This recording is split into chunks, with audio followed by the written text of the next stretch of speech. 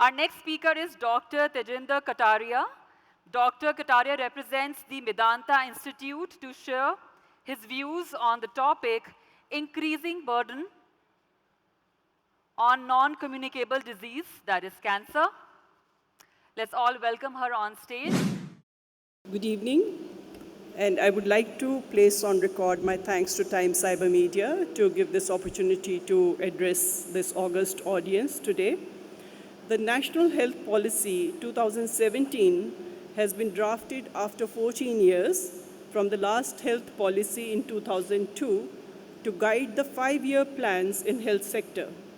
Although the maternal and child mortality is on the decline due to the efforts and the constructive platforms that have been elaborated in the last 2 decades, the incidence of non-communicable diseases, including cancer, is on the rise.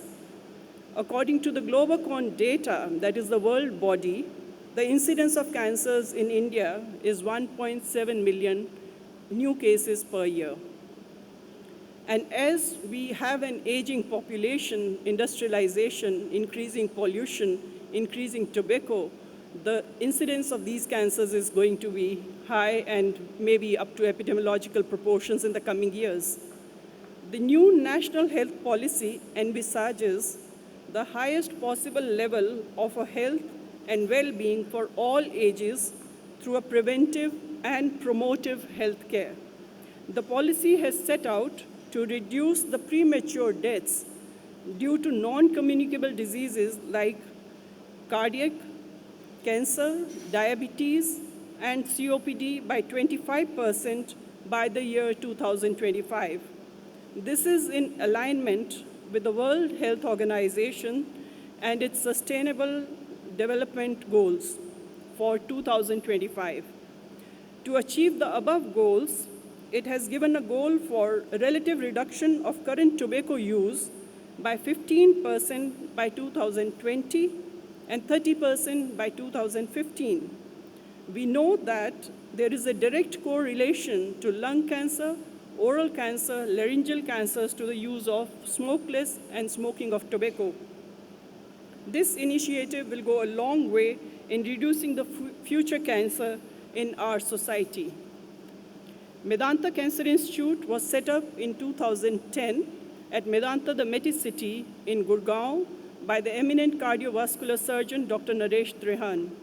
Medanta Cancer Institute is one of the 3 comprehensive cancer centers in Asia and one of the 14 cancer centers worldwide that provide diagnostic, robotic, and open cancer-specific surgeries, robotic radiosurgery, stereotactic radiotherapy, conventional radiation, chemotherapy, immunotherapy, pain, and palliative treatment, all under one roof. The Medanta Cancer Institute has aligned itself to the National Health Policy 2017 through its Corporate Social Responsibility Initiative to provide free early diagnosis for cancers through community outreach camps, prevention of tobacco-related cancer campaign in corporate houses, non-governmental organizations, RWAs, and the school health program. Partnering with the government equitable health schemes like ECHS, CGHS, and providing training for manpower resource development through Anganwadi workers, National Cancer Health Registry Program, and the postgraduate training. Once again, thank you for your kind attention. Moving forward, the award for the category Best Cancer Center in Asia 2018, and this award is won by Medanta Cancer Institute. On behalf of Medanta Cancer Institute, we have amongst us Dr. Tejinder Kataria to receive the award.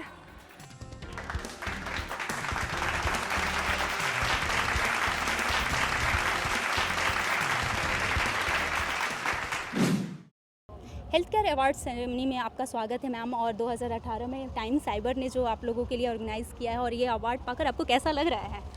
Thank you so much, मुझे बहुत अच्छा लग रहा है। Specially best cancer center in Asia award हमारे center को मिला, उससे हमें बहुत ऑनर मिला है।